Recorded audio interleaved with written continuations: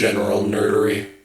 So I'm going through my like Squirrely Dan phase, and I've got the overalls, and it's on one hand kind of a remarkable like how did I live life before this? They're so comfortable, but like I mostly make my own pants, which means I basically wear sweatpants but with like more interesting fabric because I'm lazy and just do elastic.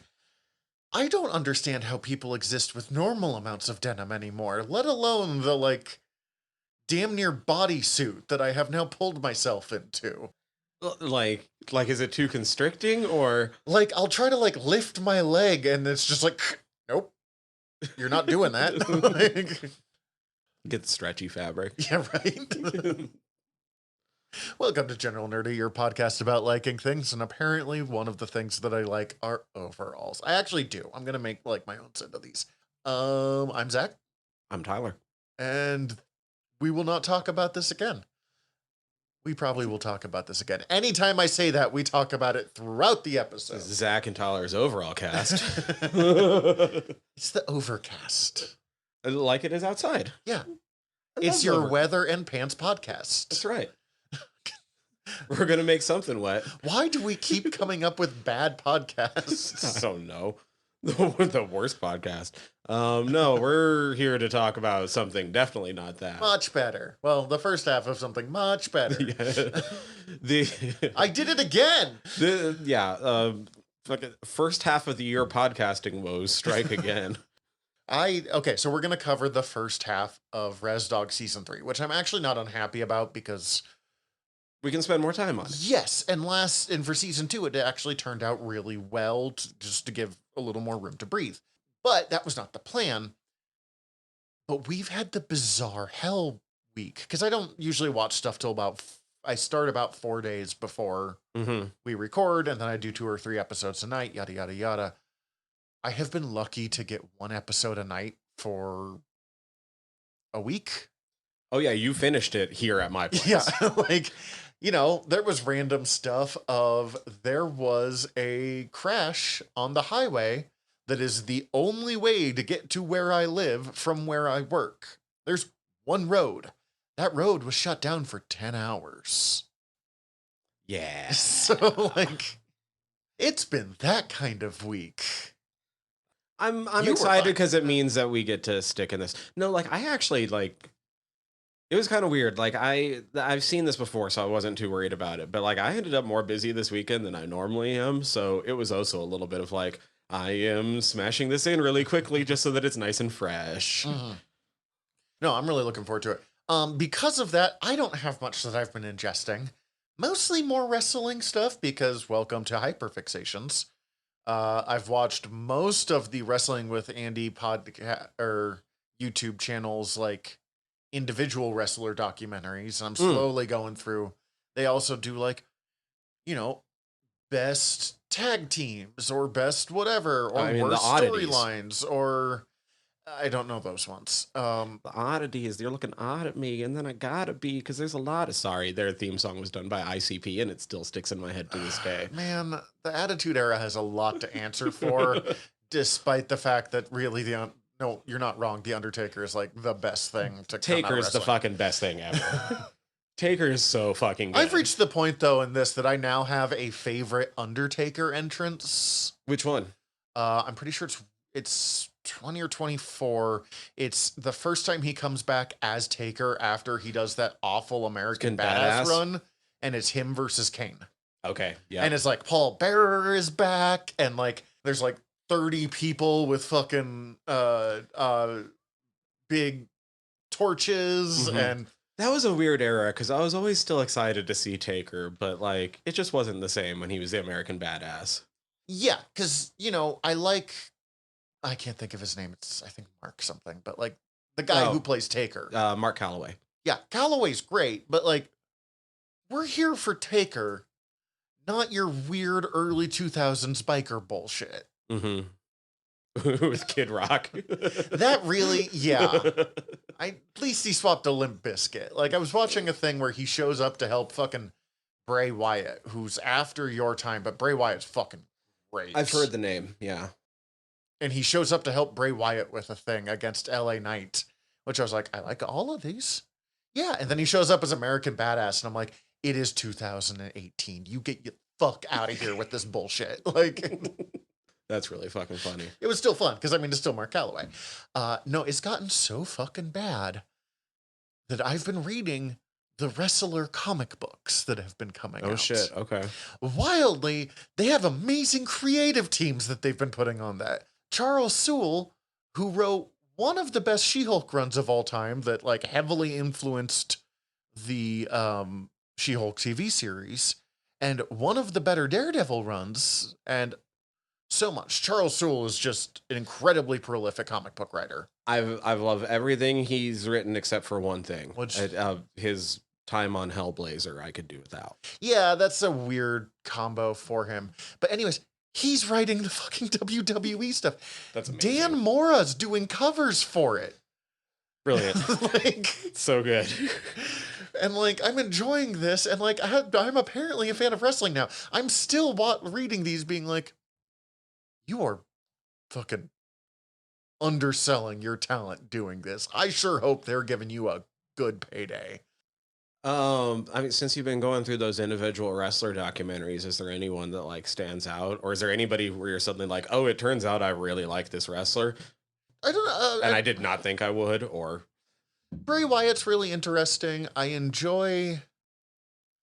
mean, it was interesting to understand, oh yes, I get why everyone likes Kane and Taker and Sting.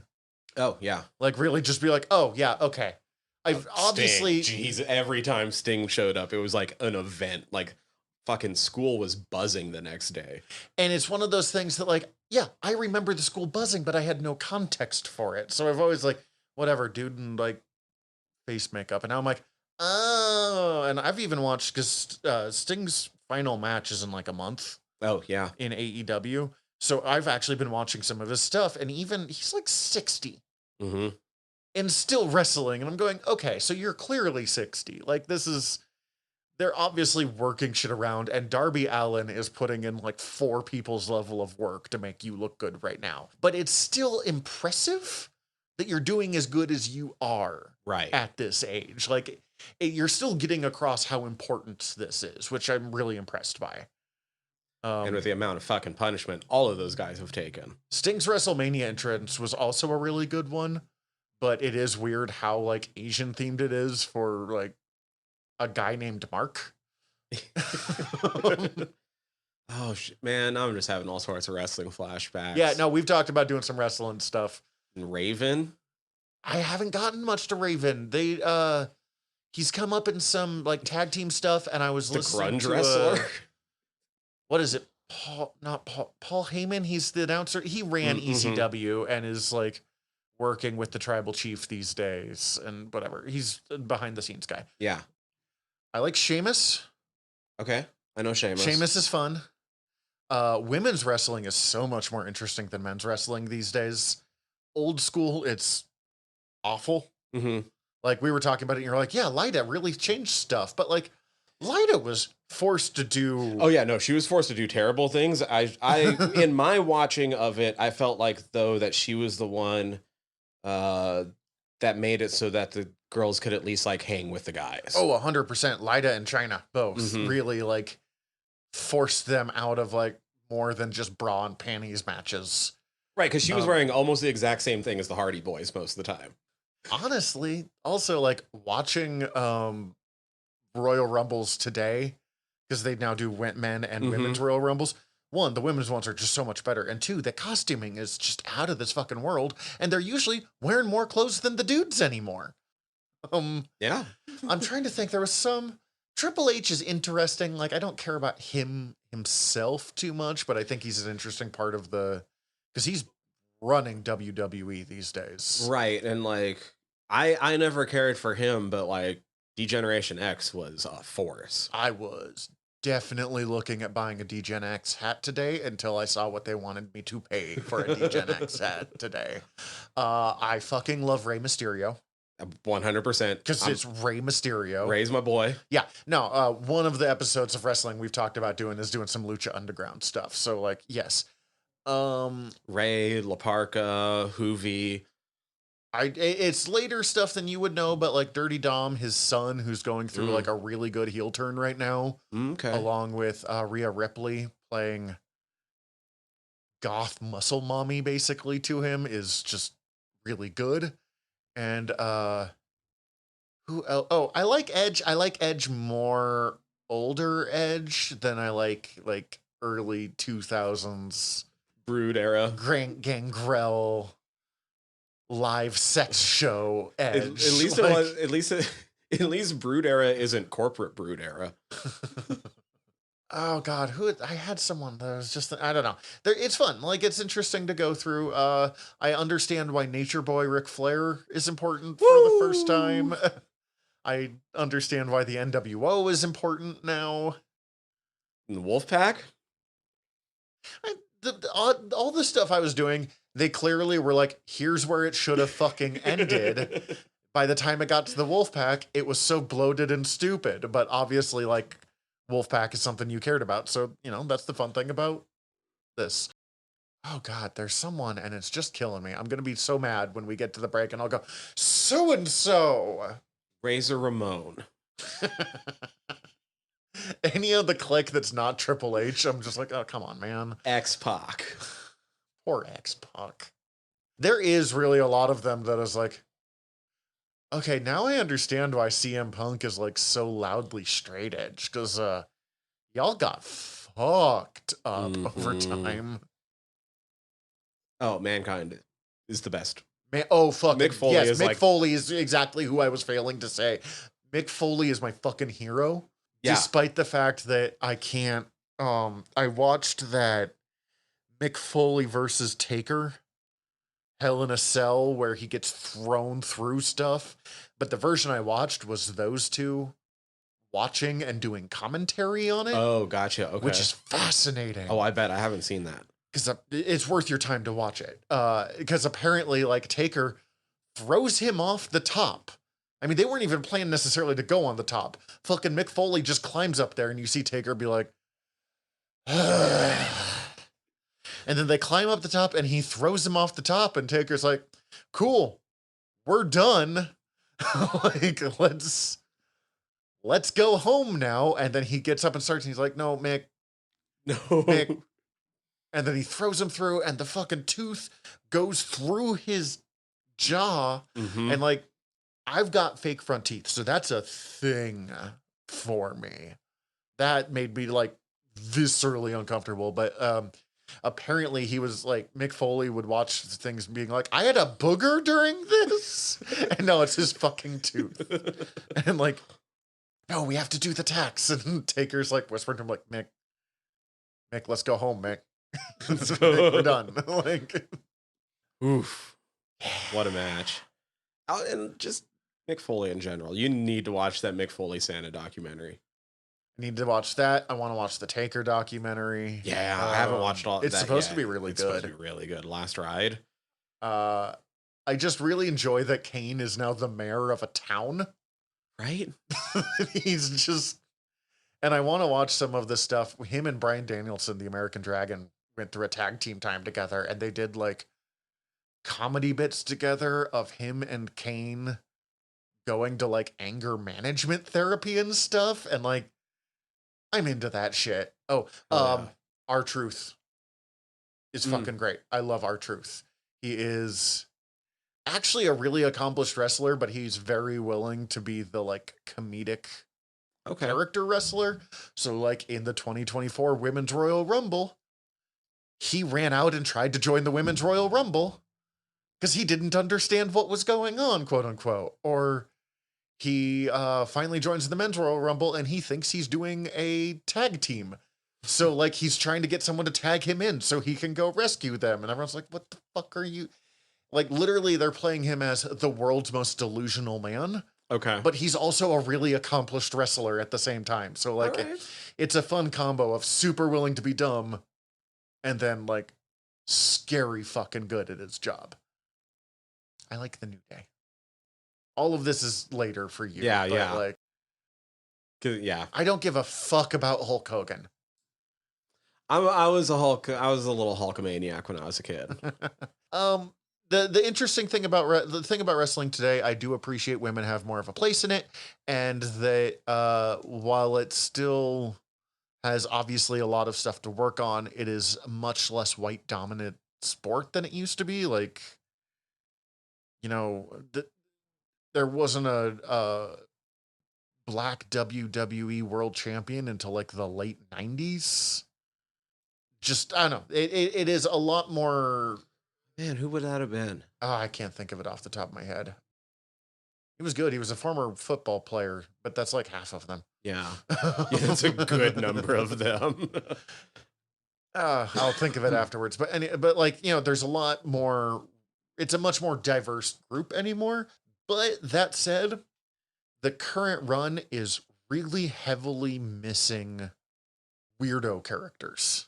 Ever since Bray Wyatt died, they kind of haven't had one. They don't have an Undertaker these days or a Kane. Like, I want more people in masks with like ridiculous backstories. Is he supernatural? Like, really add to it as opposed to like, and now this man in a Speedo. Like, we already had Val Venus. I don't need another man in a Speedo. There's so many men in Speedos in here. The closest they have is AEW has a guy named Danhausen who describes himself as very nice, very evil. Okay. Who has a kind of Sting-like face paint. It's very much his own thing. And he does really weird background stuff. Like, he does an Origins of Danhausen, and it's him wearing the same makeup, playing like different people from his family, like Danhausen's mother. Okay. But he's still wearing the makeup and stuff or whatever. And all this fun. And his song is all about very nice, very evil, and he based his character off a combination of Mark Hamill's Joker and Conan O'Brien. So it's the one of the weirdest things I've seen, but he's like a lot of. We're just gonna have to do a wrestling episode because there's a lot that I'm holding back on wanting to say right now because it's just bringing up so many memories out there that I'm enjoying it, and the stuff I like most on wrestling, even when I'm like, well, you took that too far. Not like offensive too far, that's bad. But like, is just instead of like, I'm a strong man, like I don't give a fuck about Brock Lesnar. Right. I never did either. He's a big strong man who's apparently actually a piece of shit in real life too. And yes, he could break me in half, but like, so could most people. So could Mick Foley. Yeah, right? Like, but Mick Foley has a fucking piece where fucking he becomes a mall Santa. Where fucking Dude Love and Mankind debate about who will be good enough to take on, I think it's The Rock. Oh yeah. And so they bring and they decide that neither personality is strong enough, so Cactus Jack comes out. Or he enters the Royal Rumble 3 times as different characters. Like, I'm just Oh, and then when there was the Rock and Sock connection for a bit. See, I was avoiding watching wrestling when CC was home, and then I was like, well, I'll finish watching this. And I have this great picture of both her and my cat kind of interested watching the TV. Turns out my cat really loves the lady wrestlers, and I think it's because they're more colorful. But like didn't give a fuck during the men's section. And then the women's part of the Royal Rumble came on, and literally he was just like sitting there watching. That's hilarious. That's really funny. What about you? Oh God. Also not a lot because I've been kind of busy. Not like super busy, but it's weird. I've been the kind of busy where I don't think I'm doing like I feel like I'm busy in the moment, and then I look back and I'm like, what the fuck did I get done? No, I guess got through season 4 of Fargo, still going through all of that, started in on the latest season. Juno Temple's killing it so far. Oh, really? Shocker. Yeah. The last season was really good. I thought it was going to end up being my favorite season. I still think 2 might be, but it's really close. Those are pretty even. Let me think. What the fuck have I been doing? Oh, I'm all caught up on Bleach. I hung out with That's an accomplishment. No, well, I mean, so I've been mostly caught up. Yeah. Like I've watched it all before, like the original series. I read all of that. But the Scanlation site that I used to use to read Bleach got shut down right when the 1,000-year Blood War arc was starting, which is the arc, big finale stuff. Which is the big finale, which is also the arc that was never like this. The anime series got canceled before that arc started too. And then it's like 10 years later, they decided to finally animate it once it was all finished. Mm-hmm. And so I'm all caught up with what has been out for that. That has actually been out for a few months, but I watch it with a buddy of mine and we can only get together every so often. So did that on Saturday and got all caught up on that. And it's fucking dope. Nice. And like the animation is top notch because they had 10 years in between and like and funding. Yeah. Well, and it's like, 10 years in between and funding, and just the original author has a lot more say than he did in the original series, to the point where arguably the anime is more the definitive version of the 1,000-Year Blood War arc, because he's actually getting to expand upon some scenes and you're actually getting stuff that is canon from the author that you didn't get to see in the manga. Kind of go back a couple years later and expand it, yeah. Okay. And I think there was some like deadline issues he was still working with on the manga too. So yeah, manga deadlines are fucking insane. There's a reason that there's like so-and-so works on this, and his 12 assistants, who all are near nervous breakdown. Yeah. So that's actually been mostly it. As soon as I started thinking about Bleach again this week, it was just like, I watched all the 1,000-Year Blood War stuff, but leading up to that, I was like, well, if I'm going to be watching Bleach this week anyway, maybe I should get warmed up on Bleach. And it seems like every time I do that, I go back to the same episode, which is the very first episode I ever saw. That's fair. Episode number 52. I know this now. I've gone back to it enough times. Yeah. Oh, and I found out I have access to Farscape, but I haven't started watching it because Cece's expressed interest in watching it too. So like I'm just going to wait for her. But we decided we're going to do some episodes on that coming up soon. So I'm kind of like saving that, but I definitely wasted an afternoon watching just clips of Australian Bondage Muppet Star Trek. It doesn't start that way. It starts as Muppet Star Trek, Australian Muppet Star Trek, and then it just gets kinky and surrealist as it goes along. I love Farscape. Hell yeah. Definite, like, hope no one in this break room looks over and asks what I'm watching right now. Like...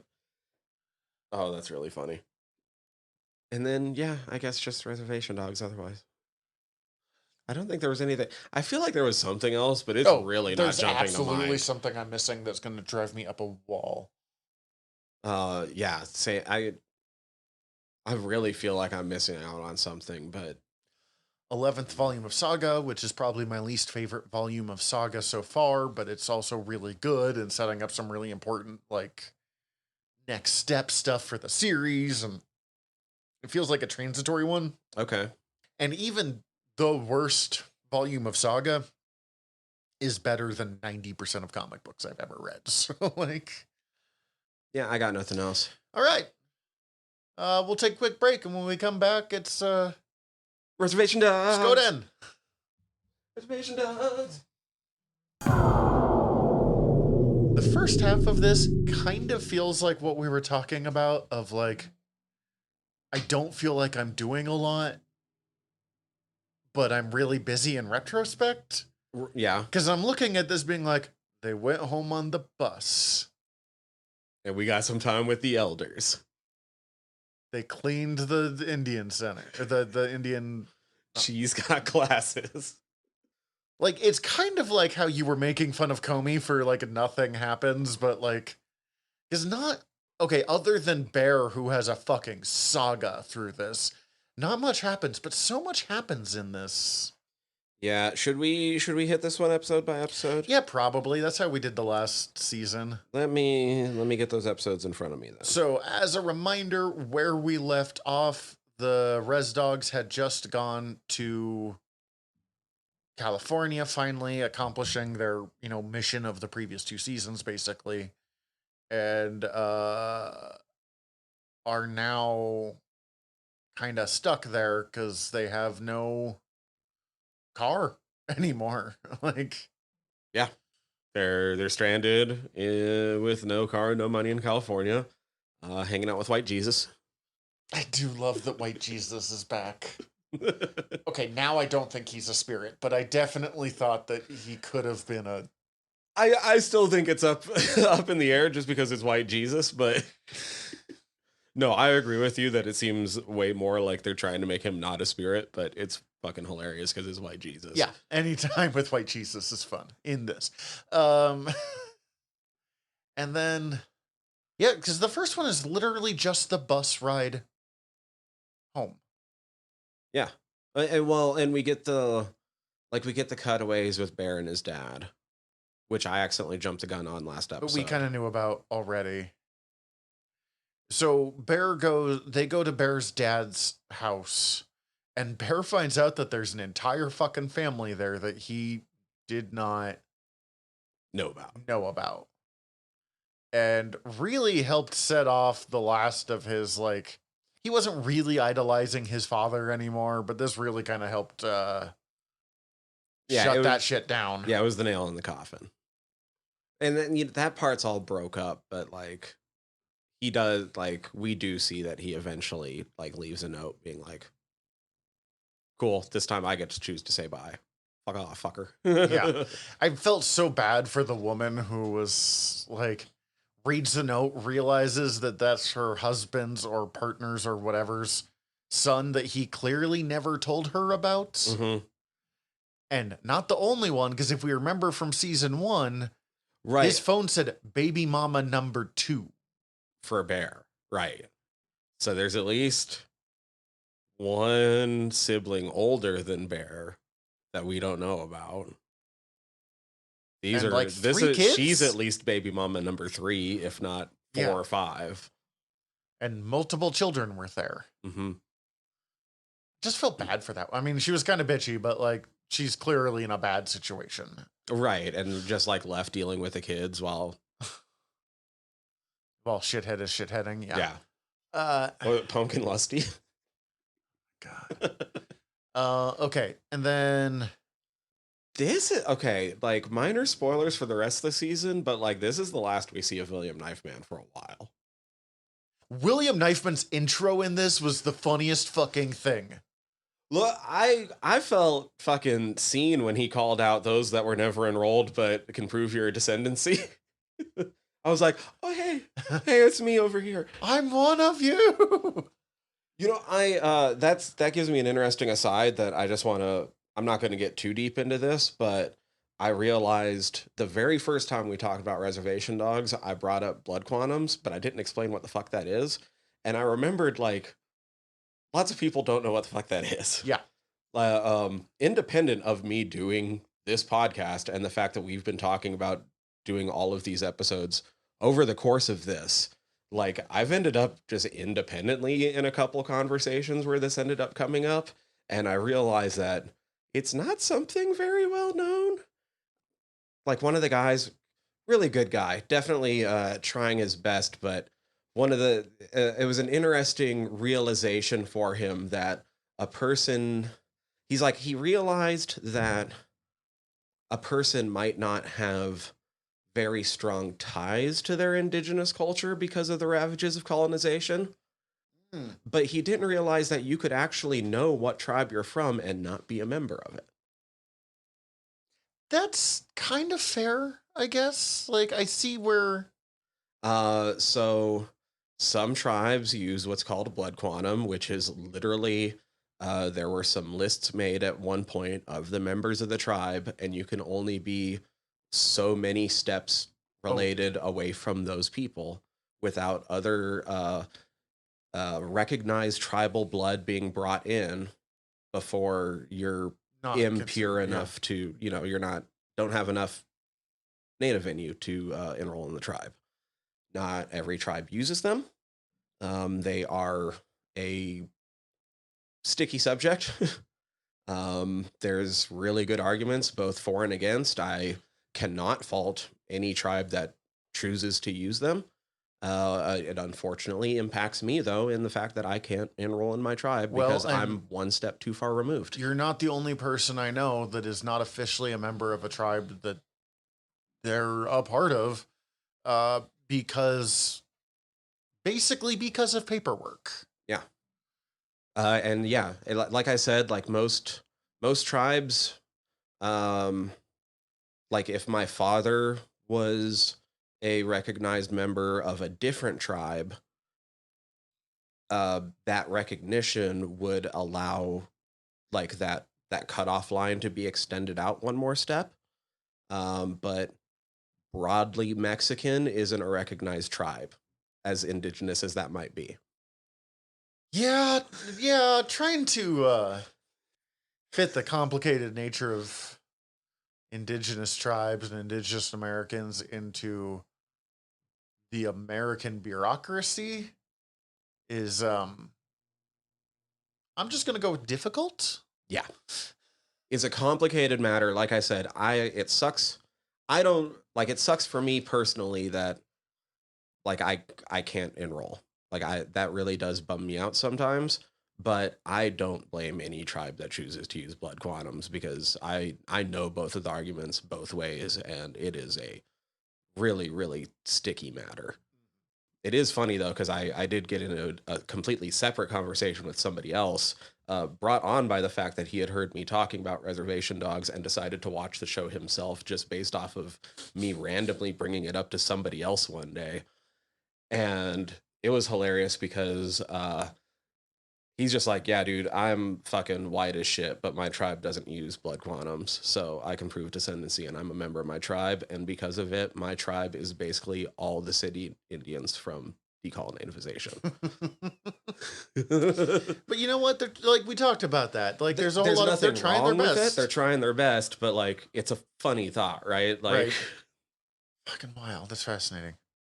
So I thought I'd just get that out of the way. Yeah, no. Quick, like. And interestingly, the ones that I found most interesting in this episode, because we get like Teeny is the one that goes to rescue them from LA, and I'm not quite sure why Teeny is the one, but she's in Phoenix, so she might be just the closest.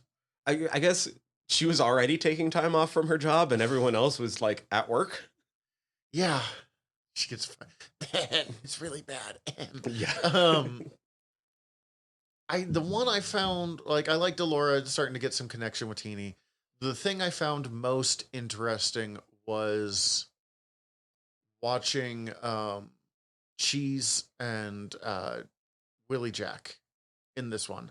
There's something about the relationship that those two have in this that I just loved.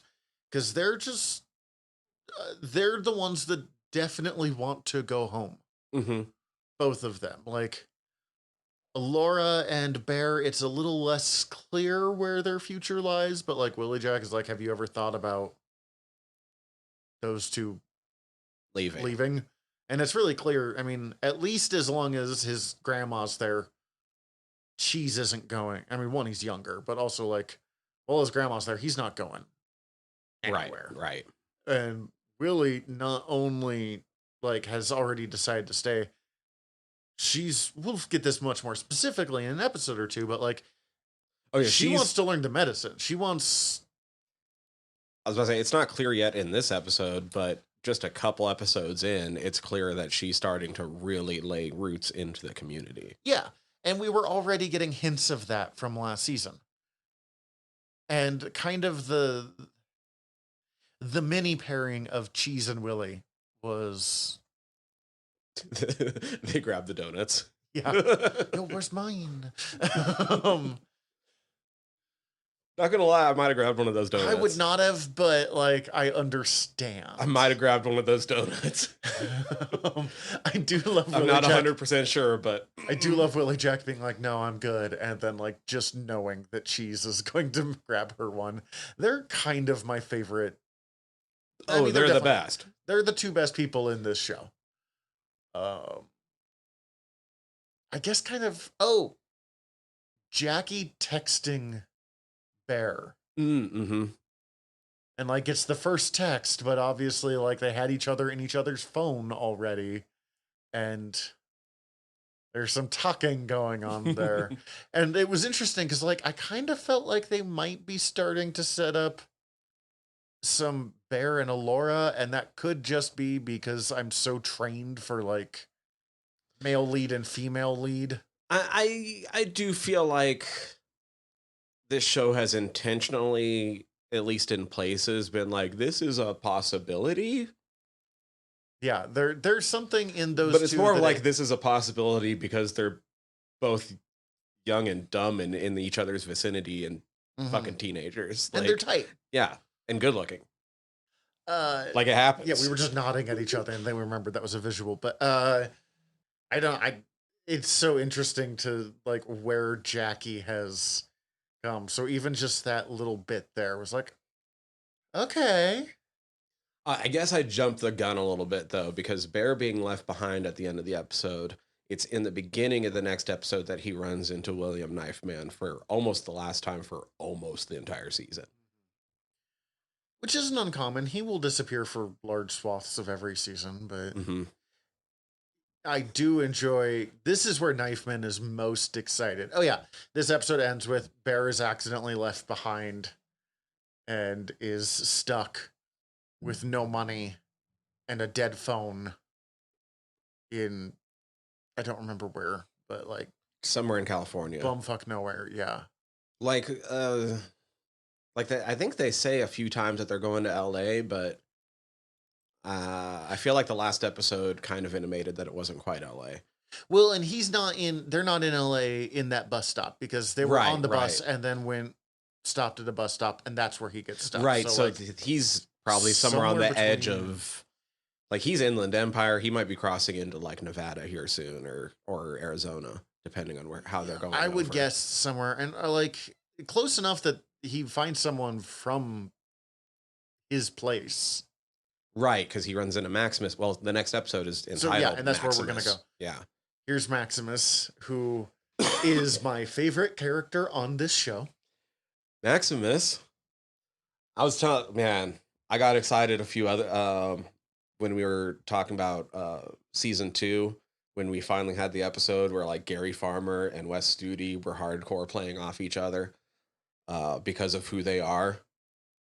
This is like that final Reservation Dogs grabbing the final native Infinity Stone. Dude, Graham Greene is like more than Gary Farmer and Wes Studi. He was the native that I grew up with. He was in Dances with Wolves? Yes. He was in a shit ton of things. Yeah, that's just the one that I like. He looks fucking badass in this too. Well, I mean, yeah. So, yeah, Dances with Wolves, Thunderheart, Maverick, Die Hard with a Vengeance, Green Mile. That alone is like an illustrious career. Like 5 episodes of Northern Exposure back in the day. Oh, I loved Northern Exposure. And more accurately, my mom loved Northern Exposure, so I was really comfortable having it on. I probably love it. Done like some Longmire. He was in 2 episodes of American Gods because he played Whiskey Jack, which made me super happy. That they got him to be Whiskey Jack. I fucking love Whiskey Jack. Sorry. No, like Graham Greene, like I said, that's the equivalent of gathering all the native Infinity Stones. Like this show did it. It's fucking snapped itself into legendary status. Oh, fuck. Bear is walking through basically the desert at that point. Yeah. And Knifeman fucking shows up and is talking about like what you did with your dad is really great, but now you're doing what you're supposed to be doing, like really indicating that it is the whole reason that he's been seeing him is this. Mm-hmm. And Bear tells him to fuck off. Uh-huh. This Bear's having the worst day that I can like kind of imagine. It only gets weirder for him. That is... They ended last season with Bear being like, I'm not going back and starting to wander off. They didn't touch on that. No, not really. I think... I mean, as soon as he's by himself, he realizes that that's not for him, I think is the thing. He's good saying, I'm not going back when he's still in the middle of all of his friends, but as soon as they're suddenly not there... He's just like, this sucks. And especially when it's not his choice that they're suddenly not there. Yeah. It was just a genuine fuck up. And I think that makes a big difference too. Yeah, because this wasn't really anyone's fault. Right. He didn't choose to stay behind in that fucking bus station. They didn't choose to leave him. It was just a complete accident. And now I feel like you just go talk to someone at the bus station. Be like, hey. Also, I'm a minor. Yeah, like they will help you out at that point. If nothing else, they'll lend you a goddamn phone charger. Like, Yeah. But I also understand that like they had stories that they needed to get done, and Like Maximus. He's 17 Maximus. So right after yelling at longshoremen to fuck off, he gets shot with a fucking like sleep dart. For a brief second, when I very first watched this episode, I thought he got attacked by the little people. Like what happened to Bone Thug Dog when they were talking about when the curse was still happening to him. Oh my god, this show. Wakes up, you think that he's being given like whiskey at first? Like he's handed that really brown and it's just really disgusting water. Yeah, that one fucked me up. And he's been rescued by a crazy old hermit man.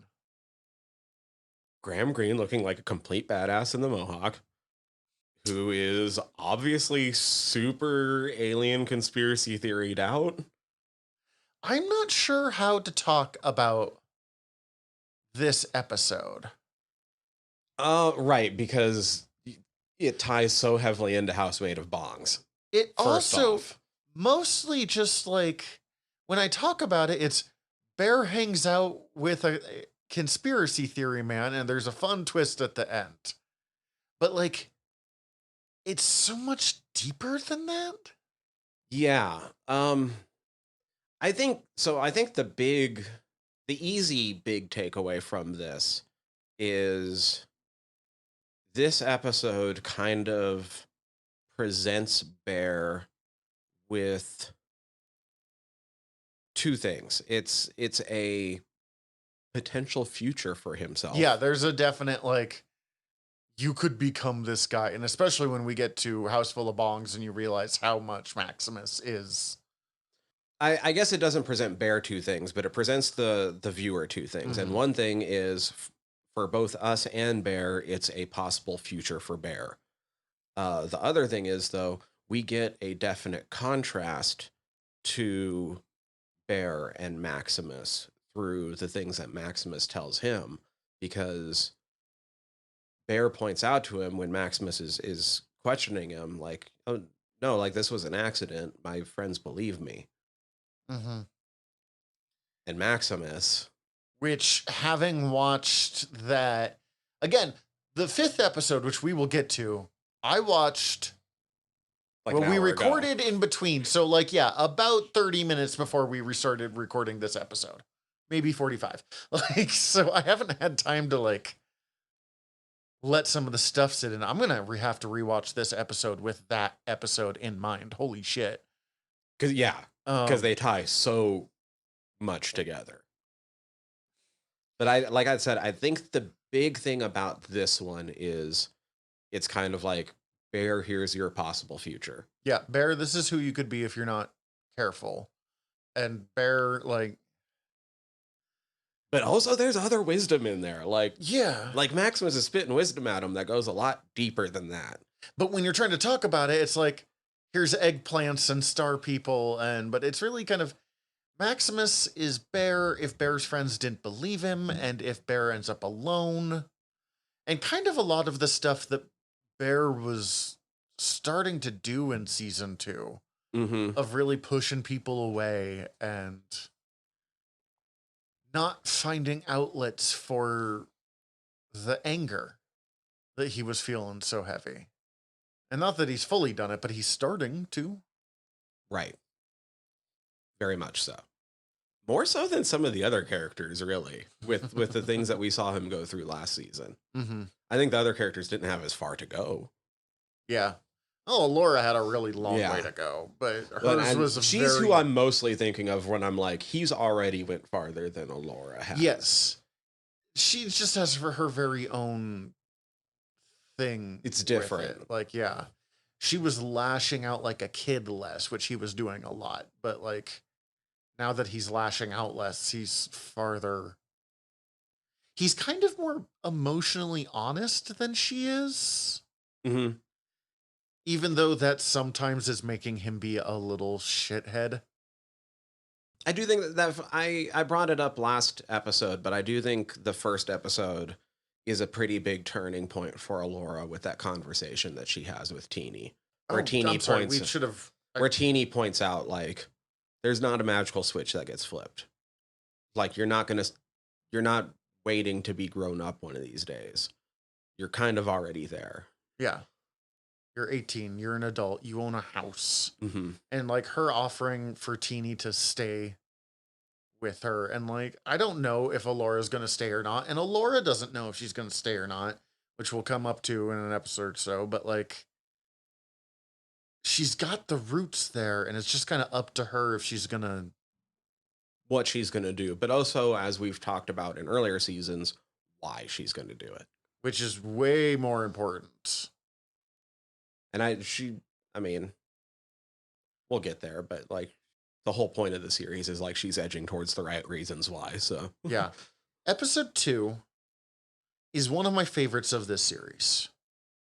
But I think part of the problem I'm having is episode 3 sucks all of the oxygen out of the room for all of the other episodes. I mean, 3 and 5 for much different reasons. Yeah. Because 3, we get Dear Lady, which is the episode that I was almost dreading to watch the most, knowing what it was about going into it.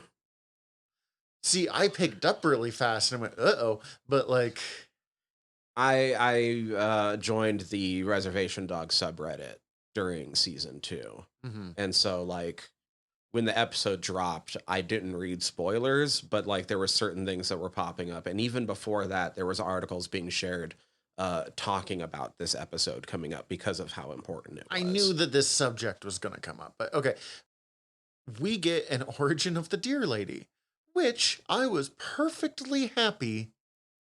Not that, like, I'm unhappy with this because it's so good, but, like, I would have been perfectly happy just to accept the Dear Lady as someone just pure who is spirit. There. Yeah, she's there. That's what matters.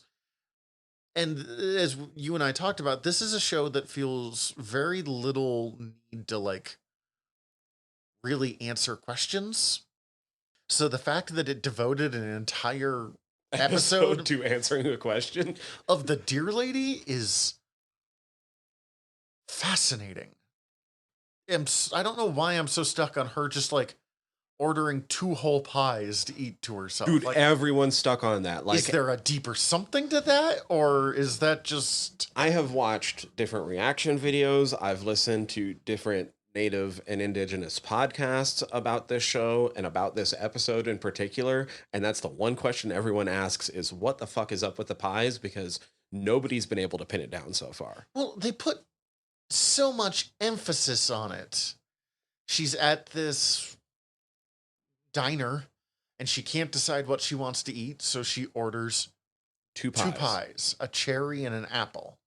So part of my headcanon is, we know from this episode that Dear Lady was a normal girl that was approached by a deer spirit, and something happened and now she's Dear Lady. So my interpretation was the 2 pies is one's for her and one's like a spirit plate. Okay, I could see that. It's still so much pie. It's still so much pie.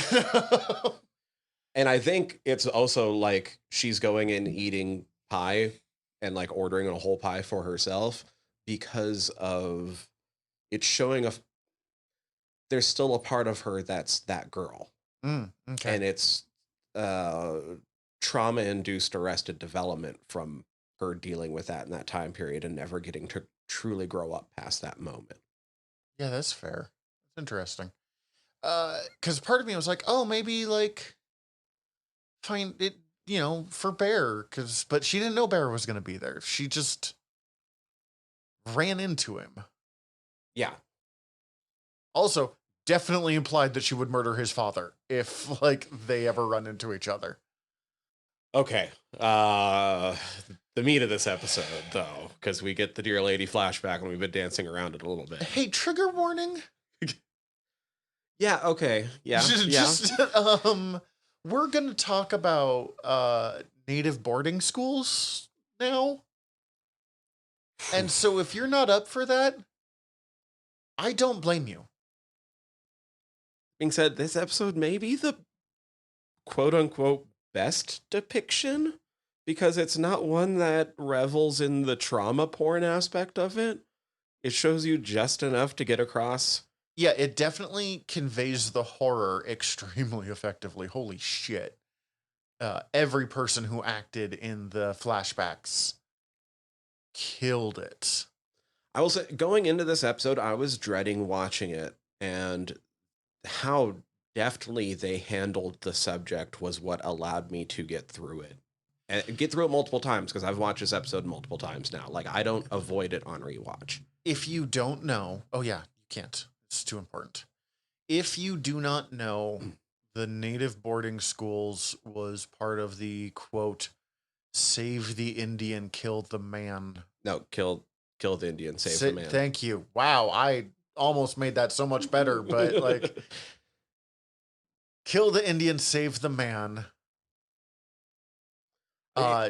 If cultural genocide. I was about to say, if you look at what the boarding schools were doing, it is genocide. They were trying to absolutely destroy any part of native culture.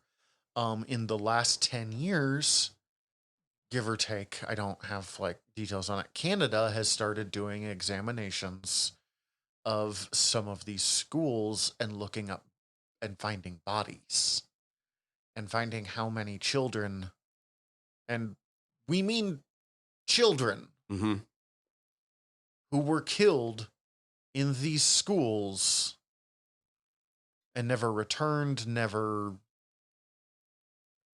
they were murdered and buried.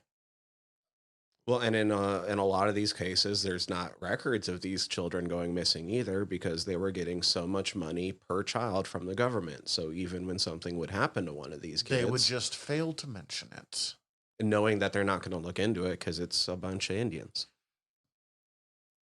So that's the origin of the Deer Lady. Like, going in and even not knowing how we were going to get to that.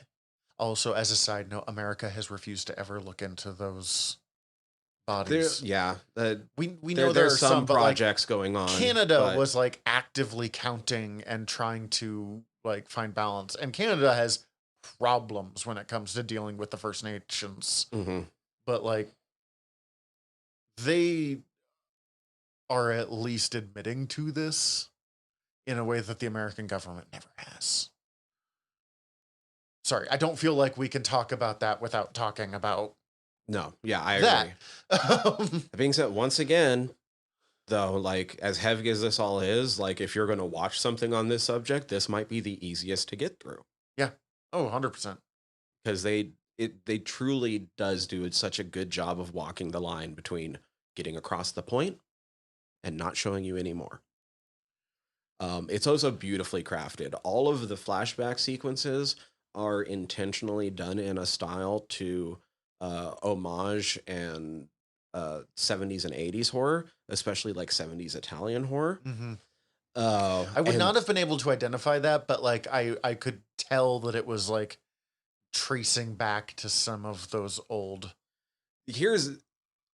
From that aspect, this episode alone is almost like a masterpiece and a masterclass, because they manage to evoke the feeling of the original I think I'm going to get this date wrong, but 1977 Suspiria from Dario Argento, despite that being a movie best known for its soundtrack and use of color. But it's about a boarding school of witches. Oh, okay. So yeah, I think it's really interesting of having, I don't know if interesting is the right word, but like, it is from the perception of this young girl that you really quickly recognize as Deer Lady. Like, they never really hide that. No. From the get-go, pretty much, that it's Deer Lady. Who does not speak any English. And so, as a result, anytime we have the nuns, they're just speaking nonsense. I believe it's all reversed. Okay. It almost sounds like the adults in the Charlie Brown cartoons. But yeah. But far more sinister. But far more sinister. Oh, it is horrifying. Especially that whole experience is horrifying. There's and then they hit him. Or like when the nun sees her, I don't remember what she was doing that made the nun... Oh, shove her face in the food? Yeah. I don't remember either off the top of my head. She's doing something in the cafeteria, and a nun up above sees her doing something she's not supposed to be doing. Might have... I don't know. I'm not even going to guess, because I can't remember. And the yelling reverse that nun does is horrifying. And then another nun shows up and shoves her face in her food as punishment. But, like, she doesn't understand the words they're saying. She doesn't, like, even if these schools were trying to help someone, even if these schools didn't come from some of the most sinister impulses in the human identity, there's no way for her to learn the lesson that you're trying to teach them, because she doesn't understand a fucking word that you're saying. So all she knows is she's yelled at and then punished. There's nothing there. There's no... Just even the fucking illusion that they're going for is so easily broken, even if you, like, somehow discount the cultural genocide. And that's a pretty big fucking ask to discount, like... Yeah. But another boy sort of comes to her aid, just tries to be a friend to help her get through it. And I have to admit, I kept trying to figure out if he was one of the guys from the town. No. He's not. No, we realized that. But, like, while watching it, I was like, do I know you? Like... One of the other times... I don't think the timeline adds up, but one of the other times we ran into Dear Lady, it's implied that Mabel might have been one of the little girls there. Yeah, it's hard to say. Well, and we'll get to Mabel and stuff, because there's that whole... But I don't think that timeline lines up. No, I don't think so either. I think it's just that, like, some amount of, like, spirit shit runs in that family. She probably just knows Mabel because, like, Mabel was actually a good person. But this boy helps her, you know. Here's the things you can't do. Coda Little Bear is the name of the character. Thank you. I just remember very clearly from that last image of the episode. Yeah, we only really... I don't think we ever learn his name until we see his gravesite. Which helps in the kind of horror and dehumanization going on. Like, they're not even... I mean, they're not allowed to speak their own language anywhere where they'll get caught. It's like, you know, can't do this, you can't do this, they'll punish you if you do this. They can't stop you from smiling. I think it's like, don't look them in the eye no matter what, don't give them that. He's got a few little things like that I really... they can't stop you from smiling is like such good... like low-key resistance. That is also one of those ones that is very close to real and very much pulled from people's experiences. Like I said, I have sought out a number of different other podcasts and reaction channels and this and that to hear people talk about this series when I fell so much in love with it. And due to some of the other native podcasters and stuff, they would use that part to bring up stories that they heard from their own family, and many of them had like grandfathers that told them the same sort of thing about their time in boarding school. Like they can't stop you from learning, they can't stop you from trying, they can't stop you from smiling. I can't even fathom. And it's never really explained, because like kids are just taken away and you hear screams and they're gone. And it's never really explained why or what happens to those kids. I mean, I guess we learned that they die because we see his grave. But like, and it kind of adds to it works because she wouldn't necessarily know that stuff. She just knows that people come in, grab a kid, and that kid doesn't come back. Or sometimes they do. And that's almost worse. Because they are fucked up at that point. And during their, you meet a kind of a conventionally attractive young adult, not young adult. Young adult makes it sound like, like Bear's age or a little younger, but like a young man who the nuns are all just in love with. And he's got experience with, quote unquote, the savages and all of the horse shit. And we never quite learn what his deal is there. No, and that's, like I said, that's if you know anything about these, you know what they're getting at, all the different implications that could be made, and they just don't choose to show them because it's been shown too many times before.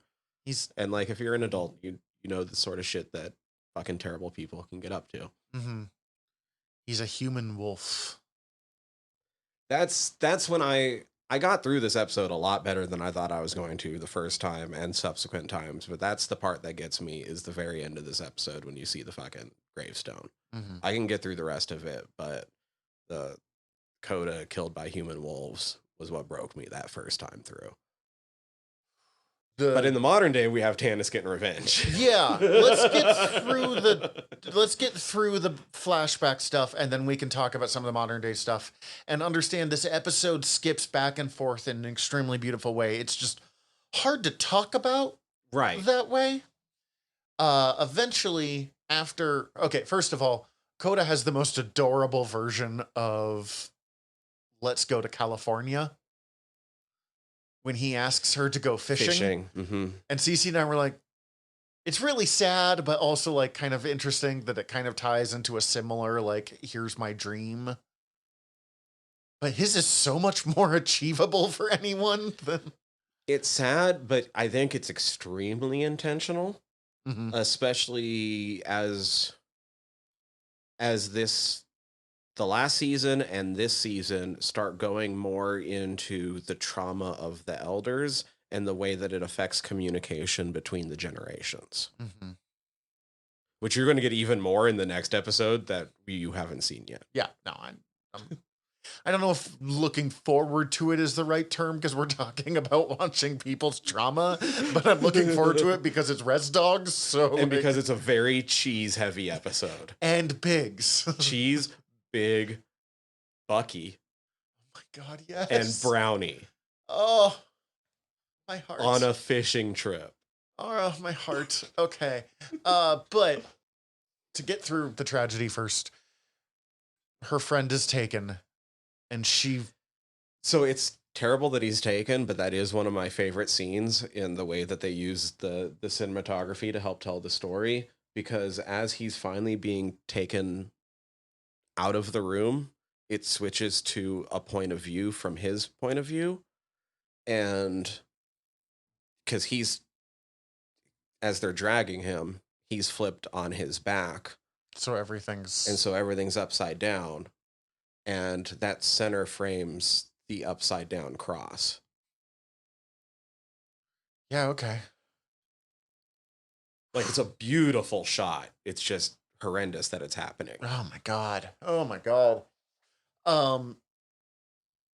She dips. She just nope, he was the one thing kind of keeping me here and keeping me sane, and she dips into the forest with the angry nun following after her. And they're having that, like, no, child, you'll die in that forest. Which, there clearly are legitimate dangers in that forest, and we'll go into that a little more beyond just the, like, there might be wolves in there, like, not, going into, like, full-on forests at night with nothing is dangerous no matter who you are, but I think there's a lot more depth to that, and then also kind of feels like subtext of terrible things they're trying to say, of, like, basically, if you leave us, you'll die. If you leave us, I don't know, we can't kill the Indian and save the man. Don't go into that deep, dark forest alone, and take the light of Jesus with you. Oh, my God. their use of Jesus loves me, yes, I know, because the Bible tells me so, which I already deeply dislike that song, and I'm not necessarily anti-religious. There's plenty of people who it works for them, and I'm really happy for them. But mm, mm, that is just deeply unsettling. And then she finds the deer. And there is something about, and this is not the only story where I've heard, but there is something about a deer being used as like danger. Mm-hmm. Not like, oh, they're running, they're fleeing from danger, but deer being used as danger that has always been deeply interesting to me. There's a podcast called Old Gods of Appalachia that does some really great stuff with similar thought process. But like, she makes a deal with this deer to protect her, to save her life. And in return, she's turned into the deer lady. But where we tend to think of deer as like, fleeing, running away, scared, it turns her into an incredibly capable killer. Yeah. And she gets her first kill that night. Like, because we get the sign of, Yeah, they find the dead nun. And Tanis is gone. I need to stop thinking of her as Tanis from Letterkenny, but like, I just love that like all of the white people are like, this forest really is dangerous. I'm like, yeah, it is for you. Couple neat notes about the episode. Please. And the flashbacks especially. Before we jump to the non-flashback. The language that they have the kids speak is Kiowa, which is an endangered language. There's only 20 native speakers left. I might know some of them. I don't remember if it's Kiowa or... I had a friend in high school who her dad basically single-handedly saved a language from extinction. Wow. It was really cool. It was really fucking cool. The kid that plays Coda, Michael Podemsky Bedard, is the son of the actress that plays Willie Jack's mom. Oh, cool. And I was hoping I'd be able to find his name, but I'm not running into it right now. But the oh my God. And so this episode, like I said, I only kind of got emotional at the end of this episode. But there was one moment where the episode got me when I wasn't watching it. And I was at work in the break room eating lunch when I ran across an article that pointed out that the young man that gets his hair cut by the nuns volunteered to actually get his hair cut in that scene. Which there's a lot of deep history in... Jesus, I'm breaking. No, it's okay. It's okay. I was doing it earlier. There's a lot of deep history in the cutting of hair as part of that whole kill the Indian, save the man. And we don't need to go deeper into that because I don't want to make you cry farther on the podcast. The next episode's really fun. Yeah. But I was on like break and I read that and I was like, oh, Jesus, I need to switch this right now. Oh, white Jesus. Been there. Sup, white Jesus. Whew. Okay, but in the modern day. Oh, yeah. So this is actually like kind of, she has a conversation with Bear, and she definitely tests him a couple of times. Like, she knows he's a good person, but like... Ooh, she has a little bit too much fun scaring the shit out of him. Yeah. Making sure he sees that, like, she's dear lady. This is fuck. Ooh. He has the right reaction right there, though. Like, I think that was one of the tests. Like, okay.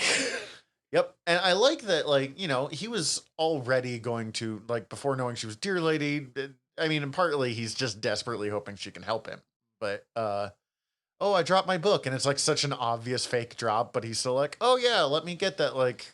Well, and watching that scene, like the whole time when he's coming in, he's being super courteous and helpful to everyone. Like he opens the door for the lady. Mm-hmm. Like he doesn't like get pissed or come back at the lady when she can't help him out. He's just like, all right, thanks for doing what you could. Yeah. Even the guy who's just being a dick to him, of just like, no, can't help you. Like, like, I'm a minor and I'm trapped 2 states away. For the love of God, somebody help me. she eats pie with him, and he's like, come along, I'll take you home. He's like, oh, okay, might be getting killed here. But like you said, this is interspliced with the flashbacks, so we get her talking to him a little bit more. But it's a lot of just like scenes of her looking introspectively before it goes to flashback. It is. It really is. And then she goes to a place and she goes, you don't have to come in. Just stay in the car. Just hang out here and like lets him charge his phone. And he has 800 fucking text messages go off although his phone charges really fast. Yeah. Like he plugs it in and it's on, and then he like is wandering around outside of the truck with it not plugged in on the phone. And I was like, did she spend a bunch of time in there? Like, and it's really obvious. Again, this part of the thing that this show does so well is, or this episode does so well, it doesn't really necessarily hide what's going on in any of the story that it is telling here. But that doesn't necessarily negate any of the dread. You can tell almost immediately that in this house is going to be the dude.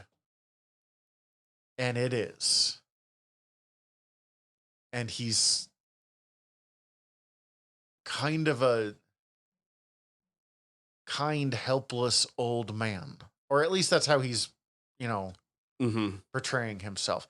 Does he recognize her?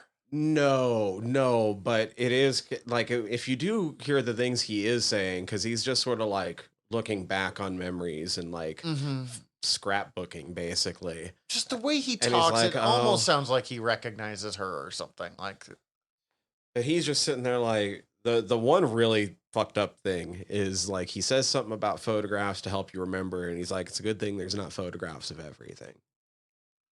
Yeah, and then like, wasn't a very good father. Like, I got kids, but they don't really talk to me, and like, I gave into the drink for too many years, and there is kind of a, I'm trying to figure out how I want to put this. There's indications that he has his own traumas from the stuff that he did in that school, but there's not, and like, there's an acknowledgement of those, but there's not any attempt. But that's not an excuse. Exactly. Yeah. There's not any like forgiveness for him of like those traumas or whatever. Like, it's acknowledging that they exist. He fucked himself up because he did this thing, but he still did the thing. Mm-hmm. And it would have been this show would never do it. And I was never worried about them doing it. But there have been plenty of other shows over the years that would have gone to such easy centrist horseshit routes of like her choosing not to kill him as she sees the like, because he already fucked up his life. His kids aren't talking to him. He was a drunk. She for all these sees years. the pain that he's done to himself. Now or he's like, this lonely old man. They find balance between like the pain, their mutual pain, and that's like the part that would have been like, if she had chosen to leave him alive, aware of the like haunted by the memories of what he did, they could have done a scene of that would have worked, though not as well as what happens here. Yeah, she stabs the shit out. Fuck that old man. It's interesting, though, to watch her scared of him. Mm-hmm. Because she sees him and full-on trauma response. She steps back. She's short of breath. She's like near tears. And we've never seen remotely, and not that we've seen a bunch of Dear Lady, but like... Right. Anytime, but she's Dear Lady. Yeah, anytime we see Dear Lady, she's got that like mysterious and dangerous smile that woman who's the actress who Conatio Horn. Conatio Horn, thank you. We keep calling her Tannis because we watched Letterkenny first. Holy shit, she's good at that, like, murder smile. Yeah. Yeah, she kills him and takes Bear home. And then she basically tells him, like, don't worry, you're doing your best. You're on your journey. Kind of a lot of what... I love, she's like, you don't have to worry, your mom saw to that. Because, like, let's give Rita her props. Oh, she absolutely deserves it. But in ways, it's kind of what Knifeman was saying. Yeah, fucking Mose and Miko's reaction is the best thing. Anytime Mose and Miko like that, is that your new snack? Like, that was Dear Lady. Word, we should have given her a CD. Yeah. I love it. They don't even question it. Like, shit, that was Dear Lady? We didn't give her fucking music. We should give her an album. Like, Mose and Miko are the best. And then Bear goes in knowing that he's gonna die. Not he's gonna die, but like oh shit. I am in so much trouble and I don't get to fight it. Okay, happier episode, Friday. They're back, they're getting punished. I didn't know I was gonna get a sequel to like episode 2 of season 1, but like it kinda is, right? Fucking brilliant. Like, when this episode aired, I could not believe that I never asked myself, why didn't She's ever get his fucking glasses? You're right. But it also like shows the ways that they've grown so much. Because I mean, in episode 2, that's the one where Bear gets jumped. Yes. And in this one, that is not their relationship anymore. I do love that Jackie is like, why am I here? And her aunt, it's called Probably Cause. And I'm like, fucking cheese. And what's my punishment? Oh my God. I want you all to say your name, and I am a shit ass. My name is Cheese. My pronouns are he, him, and his, and I'm a shit ass. Like, he's just there. I mean, he's not even in trouble. He told Grandma.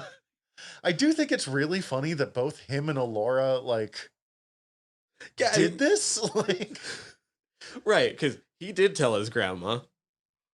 And Alora's 18.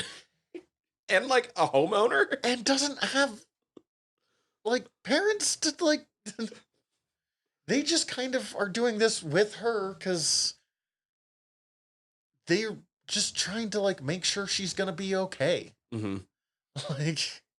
They also desperately want to keep her around, I think, but... This is the big turning point for Willie Jack. Yeah. She looks over, old man Fixco gives some medicine to Mose and Miko. It's fucking, like, dirt weed or something like that. Fucking stinkweed. Stinkweed. I always give them stinkweed. No matter what they come for. And Fixco's kind of reveals that he knows he's on his way out. Yeah. He knows he's dying. And Willie Jack suddenly, like, kicks into, like, who's gonna do this then? And remember, Willie Jack's always wanted to be a wizard. I forgot about that. So, she goes through I love that she doesn't listen to a single goddamn thing he says, but she's still into it, because, like, you have to ask me 3 times, and she does do that. Now sit here, listen, and don't ask questions. And then immediately the next scene is nothing but them asking questions. And then, like, they went, at the end, they got to go to Sonic's. Can I go with them? Yeah. Can't do it all in a day, right? Like, he's just... There is something, I think, to the lesson that I think is part of... diet because of your beaties? The part of it is... trusting Willie Jack to kind of find her own way to help people, because, like, yeah, he just gives them stinkweed every time, but also he does take, like, the medicine and taking care of the people around him seriously. It's just that's what they need at the time, is just to be handed something. So he can't give him a fucking love potion. Fuck fucking Cheese is so adorable when he finally puts his glasses on. Okay, so before this, yeah, Cheese is like one. The dick Jackie's with boobs? helping him. Yeah, Bear and Jackie. No, sorry, I mean Willie Jack. Okay, Willie Jack is helping Cheese, quote unquote Cheese, literally just going, scrub it. Put your back into it. Like, and ignoring. But I mean, she's still like looking after Fixico and stuff. Like, it's not like. Well, and she doesn't want to get rid of it. She was the one that drew it. Yeah, that's my masterpiece. She's not taking the punishment seriously at all. So she's not doing it really, but she's still taking care of people around her. Once again, let's be clear. This is a giant dick with boobs. Yes. That I think is coming. Yeah. I think it's done. And at first, I kind of like blanked with it and was like... And I don't mean like it's a dick between boobs. No, it's a dick with... It's actually really well done. Yeah, no, it's actually... I agree. It's extremely well done. When Cheese is like, I think I'm finished, and like, it's not even close, I was like, Cheese, don't be lazy. Like, there was a moment, and then I went, oh, right, he can't see. Yeah. I don't know how it took me this long to realize he couldn't fucking see. Fuck, man, you're blind. How many fingers am I holding up? 4? 2? Just her increasing, being like, oh no. He gets his glasses and is adorable right off the bat. It is really sweet how no one really holds it against it. They're like, why did you not do this? Well, I didn't know. And they're like, yeah, all right. Because he didn't, before the episode that like this started with, he didn't have anyone. He had Uncle Charlie. Kind of useless Uncle Charlie, stay gold cheesy boy, who wasn't, I mean, like, it helped keep him alive, but like... He was definitely doing at least the bare minimum, if not a little bit more. They seem to have a good relationship. Yeah, Charlie just shouldn't be in charge of a kid. They liked each other, and he kept him fed and clothed. Like, that's about his level of involvement. Yeah. So... Yeah, look. Charlie just shouldn't be in charge of the kid. Exactly. They got on as well as they could. Hey, why don't you follow me on my socials? What, you and your 10 viewers? Yeah. Oh my god. Yeah, but you're right. Like, how is he gonna fucking know? And every time someone, like, what happened? You disappeared. I didn't know that I was supposed to come back. No one told him. Also, he still takes the time to help this random nurse with, like, whatever TikTok dance thing she's doing. Mm-hmm. Like, oh, that was great. Thanks so much. And he's just like, I don't know I just glasses, but like, he's still taking the time to help. But then oh wow, you're beautiful. Also, he might not have been able to see her dancing. He might not have known what she was doing. Like, yeah, he doesn't know if it was good or not. When she asked, he's like, I don't. Oh, you're perfect. Yeah. Yeah, but oh, you're beautiful, and she's like, kind of slaps him and sends him on his way. I'm like, 1, Cheese, you're gonna be a lady killer. But like, 2, my favorite part is that's 100% honest. Yeah, that's just Cheese going like, oh, that makes his drawing in previous episodes so much more impressive too. By the by, yeah, because he couldn't tell what the fuck he was doing. Yo, I want that. I don't know that he's gonna marry Willie Jack, but I kind of like would not at all be surprised. He's gonna go out to a bar for the first time and end up snagging that auntie.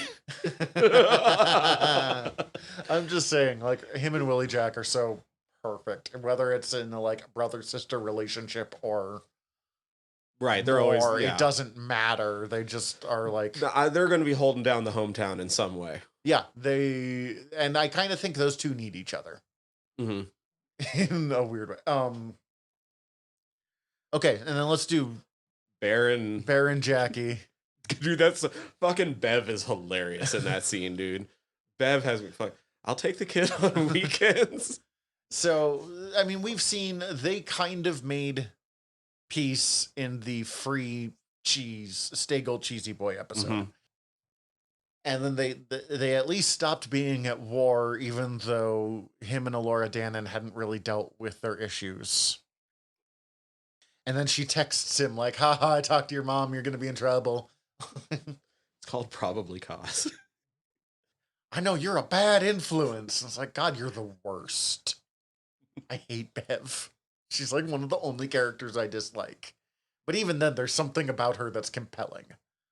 And it's that awful flirtation between her and Big afterwards. But the outtake? Yep, that's the part that we're going to save. And these two start actually talking, and I kind of like that, like... They're still extremely antagonistic towards each other. Yes, but in such a different way that I, like, respect. Where it's like, oh, I get it now. She's going to fucking run the household. Yeah, and like kind of they're fighting, but it's flirt fighting, and she's making fun of him, but also like still taking the time to listen. As she's like, I can't believe you did that. That wasn't even the wildest part of my journey. Eggplants, star people. I don't remember what there was like 3 things. Yeah, and then like. So that's embarrassing for you that you even said that. Like, fucking Bev just giving Rita shit though is my favorite bit of that scene. You're about to be a mama. You're about to be a grandma. No, I'm too young. My grandma was your age, maybe younger, and like no. And watching them fight, no. So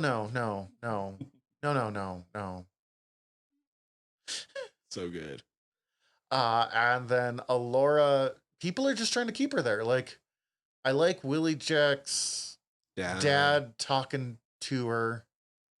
I like, as much as he was trying to convince her to do one thing, as soon as she pipes up with what she wants to do, he's like, I'm still like going to try to keep you around, but like I'm not going to stand in the way of that either. I'm just going to draw out other options. Yeah. I really like him.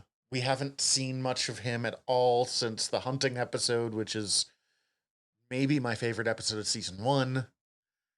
I love that because he's the janitor and the like fixer guy, repairman. I forgot the word repairman. Mm-hmm. He's like, this place is a spaceship and I'm the captain. Like I can straight up just imagining himself as Captain Kirk. Because he fixes the toilets. But the like, oh, there's advantages, and he opens up the snack thing and hands her the flamers, which before she had been eating so much that she fucked up her stomach lining. Yes, and she has said like, I'm trying to quit, and then literally swaps to them opening the energy drinks and eating flamers together, and it is. Yell at me if I'm putting too much symbolism into that. But like there is kind of something about that to me of her kind of ongoing thing to get out of there. But now she's like trying to get out of there, but also still having her like a bit of the community, even if in this case the community is the flamers that apparently eat your stomach lining and the organic energy drink. Like oh my God, the scucks. Yeah, no, I think there's something there. Shit, is that about it for that episode? Yeah, and then they all go to Sonic's together, and Jackie's with them. That's right. And we get into the last one we're going to cover today, House Made of Bongs. Which gives us it gives us nothing. There's no moment. This entire episode takes place in the 70s, and it tells us that. But that's it. There's no modern day scene. There's no anything. There's no like flashback of back when I was your age in 1976. It's just straight up 1976. O'Kern. Have fun. God, I love Hope you remember the names of characters. God, I love hippie girls with the long round glasses or the long hair and the round glasses. Like it's just a look. Irene. Irene works for me, dude. Yes. Yeah, everyone's all hung up on Mabel, and I'm like, but Irene's right there, guys. I feel like Irene is probably a lot to spend time with, though, in this. I'm not saying she's wrong in any of her stuff. Oh, yeah, well, because... Teenage revolutionaries are the worst. Right, and it's hilarious. You might not even know this one, but, like, when Maximus is first coming up on them in the hallway, he throws it out from the beginning, not when he starts talking about like whether they're going to storm the Capitol or this or that. He's like, here's my favorite asshole in moccasins, AIM. Yeah, okay. I don't know what AIM actually means. It was the American Indian movement. Okay, yeah. It was a pretty hardcore native rights organization. Mm-hmm. But that's and that we have little... stretched how much I can explain that group. But yeah, I definitely did not catch that. Yeah, here's my favorite asshole in moccasins, AIM. As much as I just said teenage revolutionaries are the worst, I super support the kids getting involved. Oh, 100%. But teenagers suck. Yes. But Maximus, this entire episode, you mean? Yes. And you know how I know teenagers suck? Because I had to be one for 10 years. Yeah. Like 9 years, whatever. I count good. Okay, so the other thing, though, that I'm going to ask if you noticed. Did you notice the name of the high school? No, I was actually going to ask some questions about the high school. But what was the name of the high school? Well, it was St. Nicholas High School, which you might remember from episode 3. I don't. The St. Nicholas Training School was the boarding school. I was wondering what the connection was to that, because they definitely had dorms. There still was some kind of boarding going on, even though it's not the same. It's a much more public...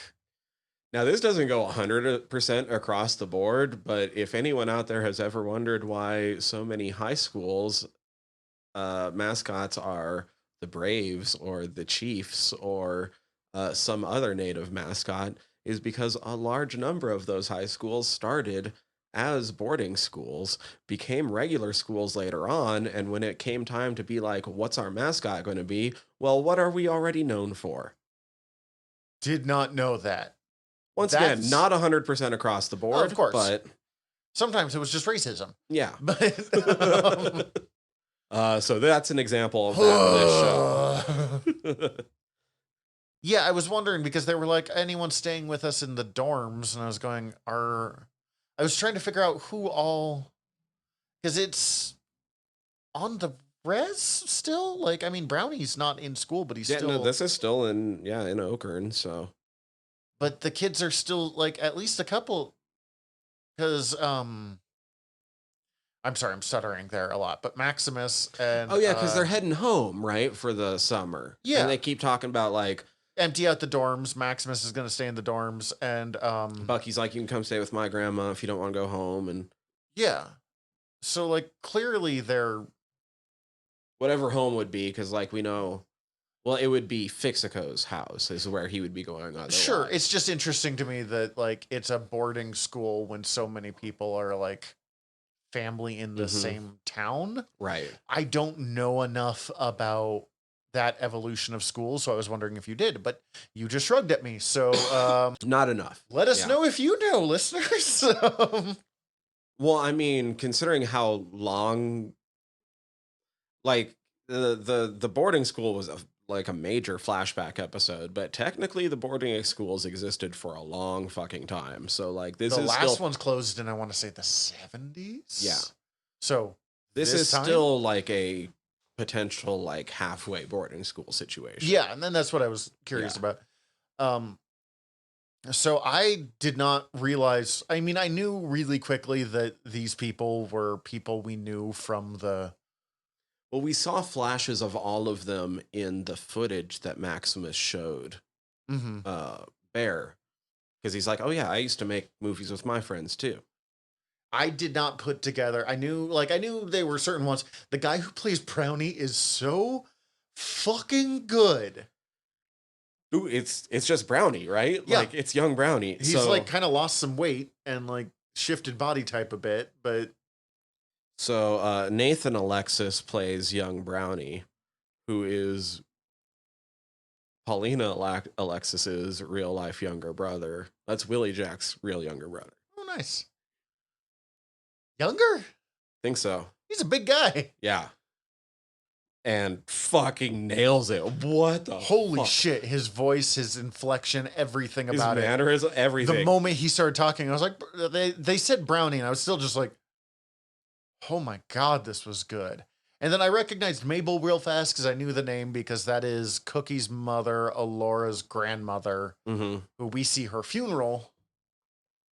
We see her here, and we never get enough of her, and she's such a different person by the time that she dies, because it's made very clear that she changed after her daughter died. Yes. So we never really get the full extent of that. But like, I recognize the name. I didn't recognize, not Brownie, the other one. Oh, Bucky? Bucky. I always have trouble with Bucky's name. They call him Buchanan a few times first, which is his full name. But then later in the episode, they start calling him Bucky. And it's pretty quick. It's pretty easy to realize who he is once you kind of figure out what's going on, because of the relationship with Brownie. And then we don't realize, but the beautiful girl with the cool sunglasses is Cheese's grandma. Yeah. Who used to be hardcore, which we had gotten some indications that she used to be hardcore. So that's fun. And then I didn't necessarily recognize Maximus. I just didn't keep the name. But really, like, the moment you were like, oh, that's Maximus, like the guy. And I was like, oh, right, yes. I think I would have figured it out, but there was definitely a little bit of me, other than Brownie, mixing and matching and guessing who was who. Right. Well, and so we meet him as Maximus. He's been brought up, I think, extremely briefly in season 2 by the name that he prefers to be called, which is Javon. Which is just young man. Javon, but yeah, okay. Like, he prefers to just be straight up like young man, Javon. And so, like, the teacher, when he's talking to Maximus, when everyone's filing out of the classroom, he's like, Maximus, and he corrects him. He's like, Javon. Like, okay, yeah, Javon. But that's like one of the only parts in that episode where he actually gets called Maximus. I think somebody, like, they make other jokes about it, like calling him Maxi Pad and shit. The thing we forgot to mention about Maximus at the end of that episode, because as we talked about, the next episode kind of overwhelms it. Shit, yeah, I forgot. Is he gets found by the mental health facility people. I'm assuming like either an old folks home or like an insane asylum. Not insane asylum, but like a, psychiatric care place. He shows, and he's like, I forgot to lock up. And they're like, that's fine. Like, let's just go. So, like, he's a random dude that keeps, and you get the sign that this has happened before, that keeps breaking out of a psychiatric care facility to go live on the own and wait for the star people. Yeah, we did skip over that, right? It's really important to this episode. It's extremely important to this episode. Okay, yeah, so... yeah, Maximus ends up in a psychiatric care facility. We know that in the future. And we also know he's super into aliens and... what are aliens? Star people. All right, yeah. That is important. Yeah, no, Maximus is having beef with Fixico because they're cousins. And in theory, it's because Fixico dated Mabel. And now Maximus is with Mabel. And how much they're with each other is a little unclear, but I mean, but they're pretty much with each other. Yeah. No matter how official it is, they're with each other. We dated for like a week, a month ago. Fixico's look is pretty good in a 70s kind of way, by the way. Yeah, not bad. He was the one that sold me the least out of all the young versions, though. We don't get much with him, but... no, he only has a couple moments where he's talking, and it's kind of very different position than where Fixico is when we see him But I do think the scale goes from Brownie to Fix-A-Go. Yes. We can't really count Mabel, but otherwise, yes. Mm-hmm. We kind of see the way that they're the res dogs. And it's not like this one's this one and this one, but like... It's the same sort of thing, though. Yeah, it's the group of native kids that are together. Well, I think it's important that we realize that they're kind of a parallel to the res dogs because, like I was bringing up in the other episode, is once again, we get that hardcore parallel of the acceptance of when things go outside the norm compared between the two groups. Yeah, because like they sometimes think Bear is crazy, but for the most part, they're like, I guess Bear's seeing a spirit these days. They just kind of roll with it in a way. And they're also supportive of each other's dreams. Mm-hmm. Well, none of them are here. Yeah. Also, Maximus sucks. Maximus does suck. I'm sorry. I was trying so hard to like Maximus because he was... No, he's an angsty fucking teen with shit. And he's trying so hard to like deal with stuff, but like his grudge against Fix-A-Go isn't Fix-A-Go's fault. Yeah, is that Fix-A-Go has parents? Kind of, because he's got grandma? Right. Well, it's like basically like Maximus is salty because Fix-A-Go's always had all this extra stuff that Maximus hasn't, including parents. And now Fix-A-Go's being groomed to be a medicine man. And so everyone is even more in love with him, but he never had to do anything for it. And Maximus has been by him this entire time. And he's like, and Fix-A-Go doesn't acknowledge that I don't have these things. And, you know, there might be some legitimate point there. But also, it sure seems like Fix-A-Go is, like, tried to include him in stuff and tried to, like, come stay with me kind of stuff. And I understand that there's, you know, hey, you can come stay with me in my house because you don't have one. I recognize that that is, there is difficulties that come with that. And grudges that can come, but like, what little we see of Fix-A-Go, he really does seem to be trying to. So the interesting / confusing / kind of neat thing about this episode is it kind of says that all of the different spirit stuff, all of the other worldly stuff we've been seeing, there's a chance that it's also all mental illness. Which I think feels slightly denigrating at first when you think about it that way. I actively dislike that idea, although it's interesting where that... But I also think that this episode gets to a place where the point is that either way, it doesn't matter. What matters is for you to be there for those people, especially when it gets to be too much for them. Because either way, illness or something actually spiritual, it's been made clear over the course of the series that sometimes it can be overwhelming. Mm-hmm. I think kind of to tie to the point that I was trying to ramble through, it's really kind of summed up best through Mabel, who just goes, I get it.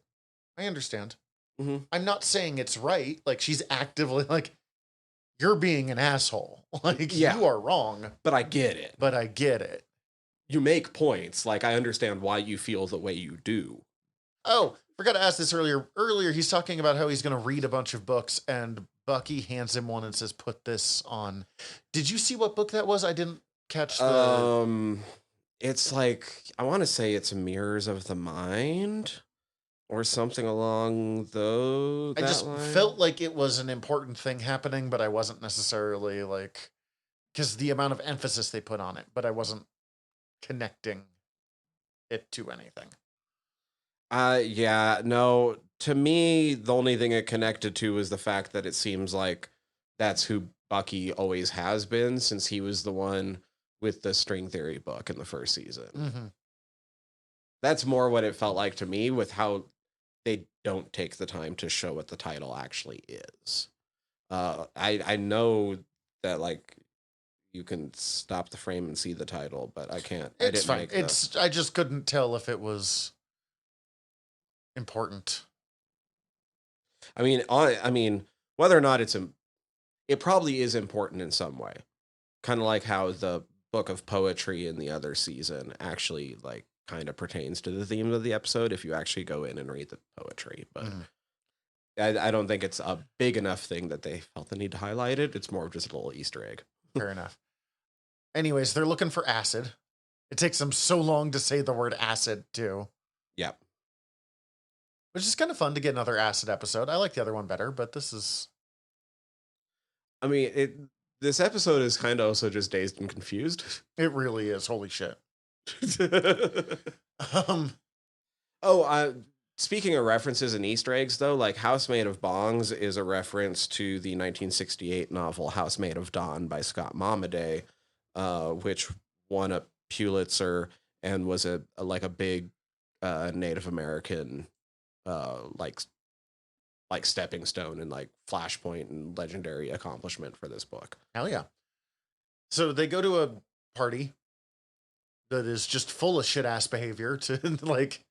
It's just a bunch of high school kids. It's high school kids partying after the end of the fucking school year.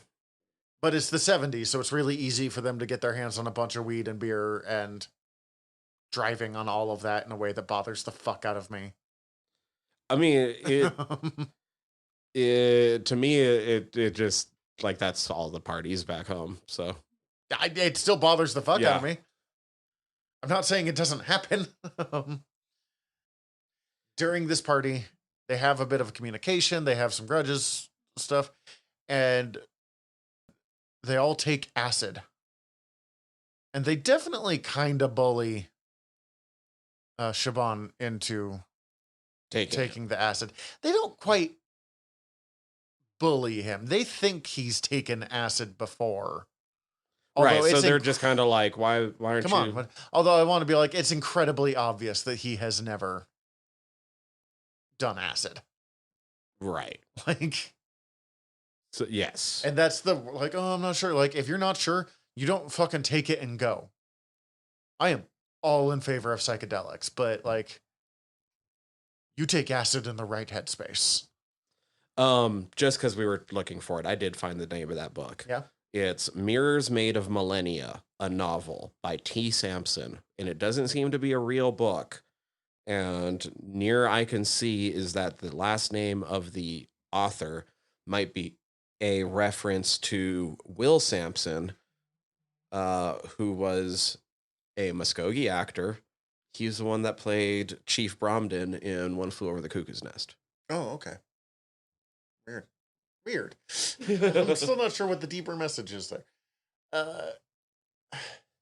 And then basically for a bit, the next bit is just like him having a bad acid trip. Yeah, kind of. Like at first he's kind of cool with it because of the way he gets to experience the golden hour. But then like he has to deal with Fixico. Even before that, he's having just kind of a rough, because a party is a bad place to have your first trip. Especially because he's kind of alone for it. Like, I don't like tripping alone. I actually prefer it, but like I get into that headspace beforehand, so. Yeah. And then they're like, oh, you can drive, right? I'm like, he's clearly cannot. None of you should be. This was a bad idea before you took the acid. The thing that I was angriest at Fixico about was the fact that he, like, because he kind of does his peace offerings and stuff, but really wanted to be like, don't let them drive, Fixico. It's kind of confusing because you don't know how much it's intended to mean that there was some truth to what Maximus was saying, but I do love that when he's accusing him of being all kind of holier than thou about some things, that they give him that fucking psychedelic rainbow halo. You with your glowing halo of goodness. Yeah. No, I think, man, I mean, it's when like Mabel said, I get it, doesn't make it right, but I get it. Maximus has points. but he's not dealing with the points. He got mad at them over something else, and it brought out all of his like pent up stuff. And then instead of actually like confronting any of this, he's just telling Fixago to go fuck himself. Mm-hmm. So that's the problem. Like, and I get that, it's a kid with traumas and yada, yada, yada. And I have sympathy for that. But also, don't be a dickhead, kid. Yeah. Because he's kind of the worst in this episode.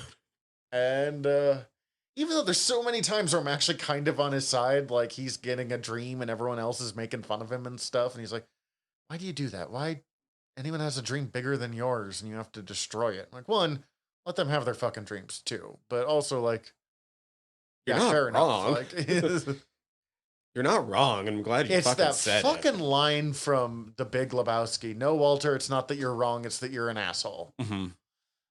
Oof. Then the drive home. Which was already stressing me out because he's just almost falling asleep at the wheel. Passing out and all of that. And then it's not Betty and Barney Hill abduction, but there's definite like similarities, parallels. Mm-hmm. And they run into an alien gray and his magical floating D20 in the background. It's fantastic. Mm-hmm. It's interesting because when Mexico said the star people, not Mexico. Maximus. I'm so tired, guys. When Maximus says, like, it's not, what are aliens? Star people. But then it's such clear, like, alien abduction symbology, including, again, that's just a gray. Yes. And that's actually a more accurate depiction of how grays have been described by abductees. Whether you believe in abductees or not, that doesn't matter for this. That's a more accurate depiction than the, like, naked, extra big-headed grays that we, like, imagine. Mm-hmm. It was weirdly, like, a lot of effort put into that kind of shitty alien costume and his magical glowing D20 floating in the back. Oh, the most effort was put into that costume. Yeah. Everything else, like, we could do. That's not hard. I mean, you do costuming shit. We could do that part too, but like... No, but my point is, like, just the amount of, like... Even though I'm not saying it's good, it's the amount of detail of getting it right that is, like, interesting.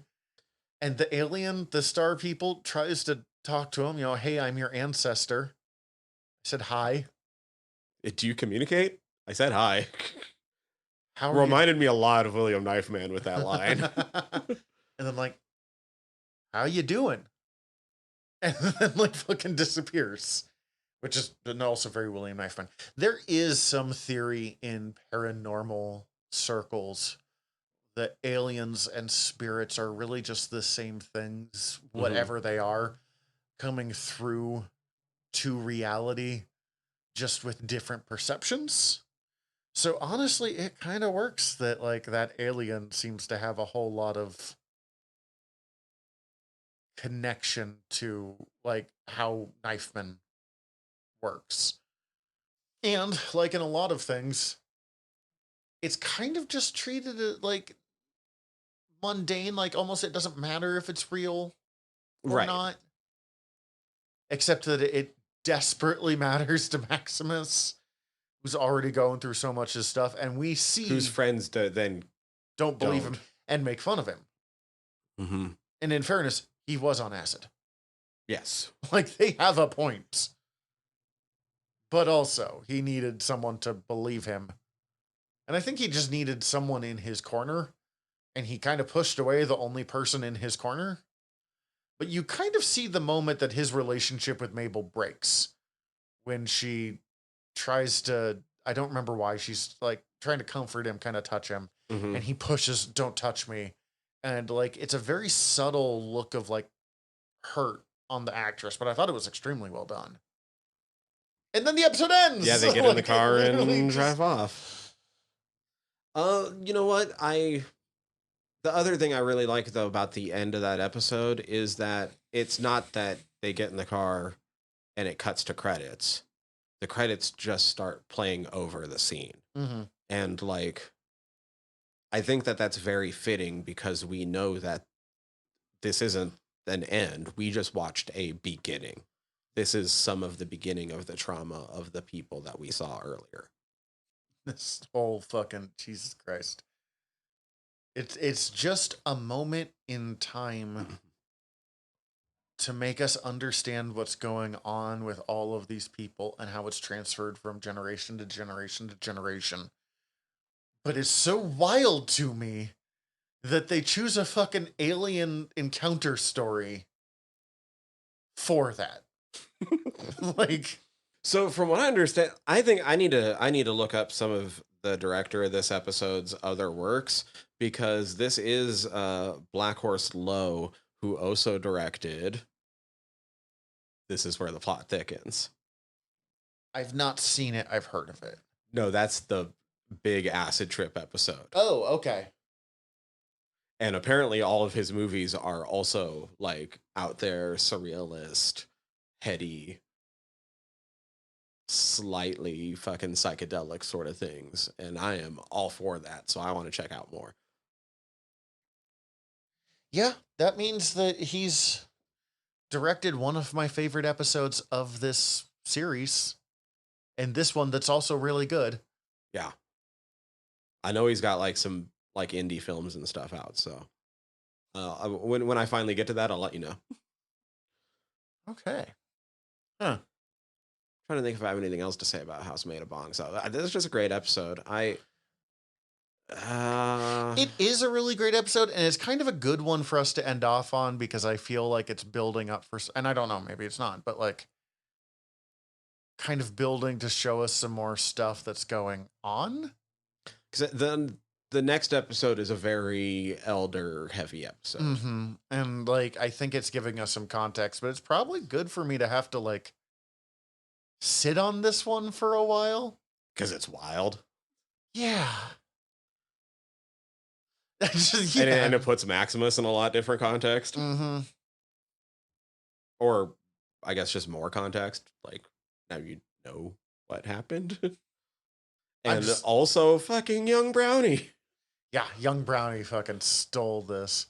I was reading a thing about apparently a Fox executive was like, or FX executive was like, we're going to get 5 seasons of this show and it's amazing. And oh my God, we're going to like be able to not like milk it for all it's worth, but holy, like, you know, the amazing reviews and ratings that it's getting. And then like that same day, what's his name? Harlan something? Oh, Sterling Harjo. Sterling Harjo, thank you. Calls up and is like, so I've wrapped up a series finale for the end of season 3. And they're like, Look, if they really want some more though, it sounds like I think they'll be able to get more. I don't know if there's been anything officially announced with Sterling doing more yet, but he has said already that he has ideas for spin-offs. And even the guy was just like, no, it's really brave of him to, you know, here's where I think we should end it, so here's where we're going to end it, and coming to it. But just then being like, we can get at least 5 seasons. Ah, damn it. No, I get that. No, but that's the thing, like, if they are willing to throw that money at him anyway, then whatever other projects he had in mind probably have a much better chance of getting off the ground. Do it. And some of them sound like they're going to be spin-offs in some way. Do it. Hire Young Brownie. Just give us the adventures. Jesus, the adventures of Young Brownie and Bucky before they have their falling out. Yeah, let's find out what their falling out was really. I mean, I think it was about a girl, but like possibly Mabel. I don't know. Oh, that'd be even funnier. Shit. I'm done. Yeah, next time we're doing this. Yeah, the last of it. We're doing this. And like we won't have to cry about boarding schools as much. God. I wasn't sure. But, I am so excited to be done with this. I am so sad to be done with this. Like, I'm excited because we have other stuff planned that I've been wanting to do for a long time, but also this series, I will be hard pressed to find a series to beat this in 2024 for me. And it's at least in my top 3 of 2023. Hell yeah. It's like that and season 2 of Our Flag Means Death and Muppets Mayhem for completely different reasons. Hell yeah. But in the meantime, we're your Generals of Nerdery. I'm Zach. I'm Tyler. Dismissed. Hi, everybody. General Tyler here. If you like the show, please hit subscribe however you're listening to us right now. Also, if you could rate and review us however you're listening to us right now, or preferably over at Apple Podcasts, we would super appreciate it, as the whole world is ran on algorithms, and we want to be all up in them, getting our voice out to more places. Also, tell your friends. We always appreciate that. If you want to get in contact with us, ask us questions, give us comments, email us generalnerderypod@gmail.com. You can also contact us through our website, www.generalnerdcast.com. While you're there, check out all of our back catalog, or click the links up at the top, as we are part of the Earworm Podcast Network. Go check out all of our sister shows. We're involved with most of them, so if you already like listening to us talk, it might be in your best interest. And if you want to check out everything from the network, head over to earworm.com, EARVVYRM.com. We'd super appreciate it. Love you all. Have a good one.